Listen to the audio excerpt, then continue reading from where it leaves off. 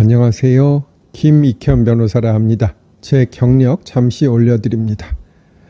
또 무슨 영상을 올려드릴까 고민하고 있었는데요. 민주당 이재명 대표가 공직선거법 위반 사건에 대해 어제, 즉 2025년 1월 22일에 위헌 법률 심판 제청 신청을 했다는 소식이 들렸어요. 재판 날짜는 오늘, 즉 2025년 1월 23일이에요. 과연 이게 묘수인지 악수인지 궁금해하시는 분들이 계셔서 간략히 그리고 급히 영상을 만들어 보았습니다. 정답은 묘수가 아니고 악수라고 생각이 됩니다. 일단 공부를 해야겠지요. 위헌 법률 심판 제청 신청이 무엇인지 설명드릴게요. 문자 그대로인데요. 즉 어떤 법률, 이 사건에 있어서는 공직선거법의 허위사실 공표죄에 대해 법원에 헌법에 위반되는지 여부를 헌법재판소에서 판단해 달라고, 제청을 해 달라고 신청하는 것을 말해요. 좀 복잡하네요.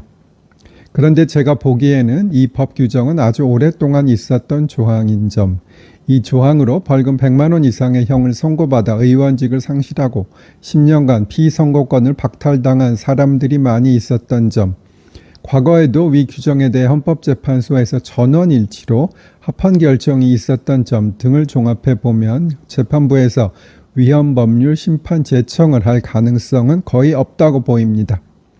지난 영상에서 설명드렸듯이 공직선거법 2심 재판부는 신속하게 위 사건을 처리하기 위해 다른 사건의 배당도 받지 않고 있어요. 그리고 이론상 법원이 위헌 법률 심판 제청을 할 경우에는 헌법재판소의 결정이 있기까지 이 대표의 재판은 중단될 수 있으나 현실적으로 그렇게 되지는 않을 것으로 보인다고 설명드렸고요.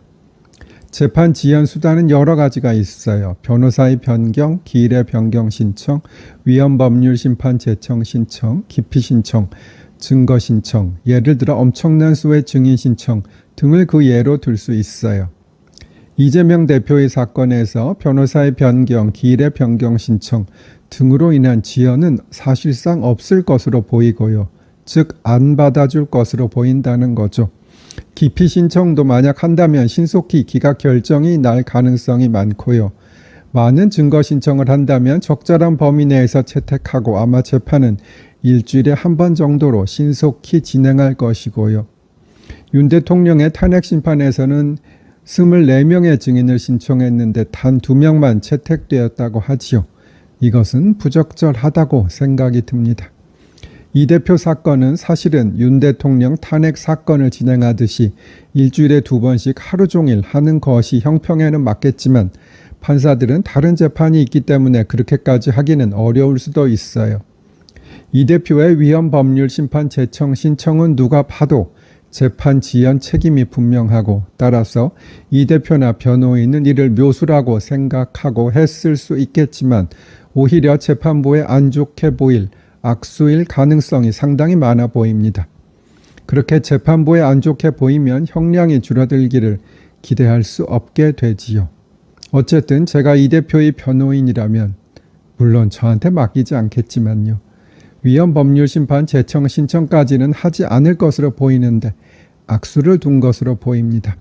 2심 재판부에게는 공정하고 신속한 재판을 해주실 것으로 기대하고 제 기대에 이번에는 부응해 주실 것으로 생각됩니다.